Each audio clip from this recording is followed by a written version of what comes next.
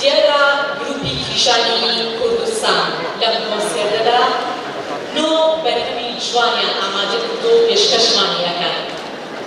کە بە زاراوە جیاوازەکانی زمانی کوردی گرنگیان داوە بە هونەری ڕەسەنی کوردی و یەکەم کاریشیان نابێت بەڵکو بەردەوام گرنگی ئێرە بە هونەر و کلتوری کوردی. دیارە خۆشبەختانە ئەم کۆنسێرتە بەردەوامی ئەبێت نەک تەنها لە شاری ئەدەب و ڕۆشنبیری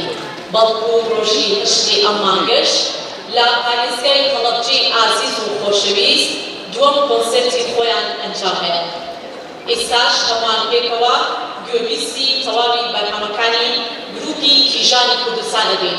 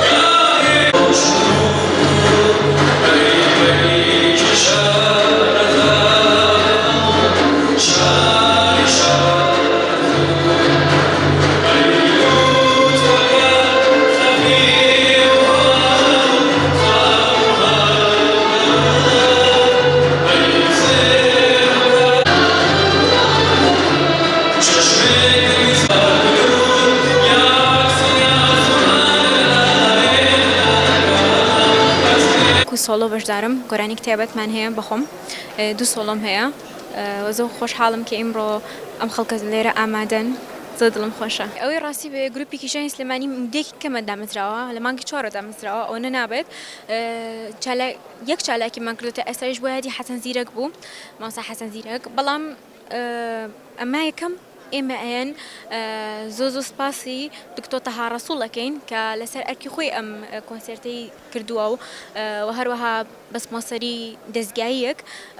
ئەمە زۆر خۆشحاڵین کە خەڵک ئاوا یارمەتیمانێن و هاوکارمانن بۆم ئیشە جوانانەیە کە ئیکەین. یەکێک لەوانە من گۆرانی ئەڵێم و خاتو زینوەیە خاتو سێوەیە خاتو ژیان و هەروەها کاکسیڤان عەباس. منوەکو ئەندامێک لە گروپی کیژانی کوردستان کە لە شارە جوانەکەی خانەقینەوە هاتووم بە بەشداریکردنم بە دوو بەرهەم بە زاراوەی کەلهڕوو لڕی لێرە بەشداریم کردووە دیارە سپۆنسەری ئەم ئیشە کە کراوە لەلایەن دکتۆر تاها ڕەسوڵەوە من ڕێز و سڵاو و خۆشەویستیم هەیە بۆی هیوادارم هەمیشە ئەم گروپی کیژانی کوردستانە یعنی وای لێ بکات کە جێی دەستی دار بێت و گرنگی زیاتر بەم گروپانە بدرێت و ئێمە شۆک و خانمان وەکو ئێمەی خانم بتوانین هەمیشە هەوڵ بین کاری جوانتر پێشکەش بکەین. چاومەز باو باو باو کاروە پێدیرم چاومەز باو باو باو گیان کاروە پێدیرم